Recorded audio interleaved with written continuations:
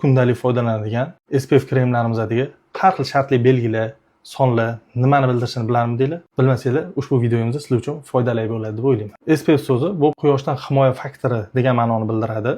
Bu quyosh nurlari ikkita turga bo'linadi. UVB va UVA. UVB bu ultrabinafsha nurlar bo'lib, terini qizartirib kuydiradi.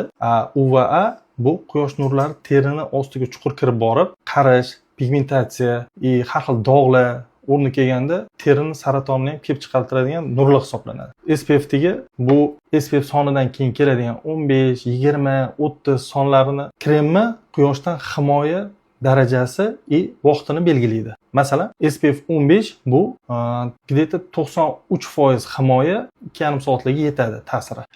SPF 30 imizni где-то 97% himoya 5 soatlarga ta'siri yetadi taxminiy.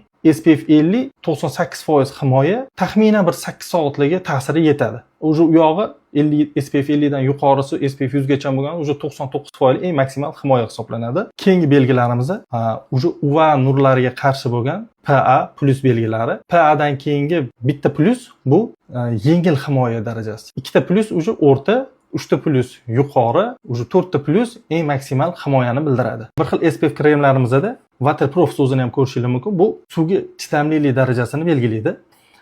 Bu suvga chidamlilik degani umuman suvda yuvilib ketmaydi, chidamli bo'lib turaveradi degani emas, qisman ancha vaqt o'zini holatini saqlab turadi degani. Bir xillarda dermatologik tester yoki gipoallergenik so'zlarini ham ko'rishingiz mumkin. Bu degani dermatologik testdan o'tgan, gipoallergenik degani bu уже allergik reaksiyani chaqirish xavfi kam degani o'zi. Ayrim SPF kremlarimizda ham ko'rishingiz mumkin, UVA so'zini dumaloq doira ichida ko'rsatilgani bo'ladi. Bu o'zi Yevropa ittifoqida tomonidan o'zi tasdiqlangan. Mutaxassislarning fikriga ko'ra, SPF kremlarni qanaqa darajasigini qaysi paytlarda ishlatish bo'yicha tavsiyalarga ko'ra, SPF 15, 20 larni uy sharoitida, ofisda quyosh nuri kam tushadigan holatlarda foydalanish tavsiya qilinar ekan.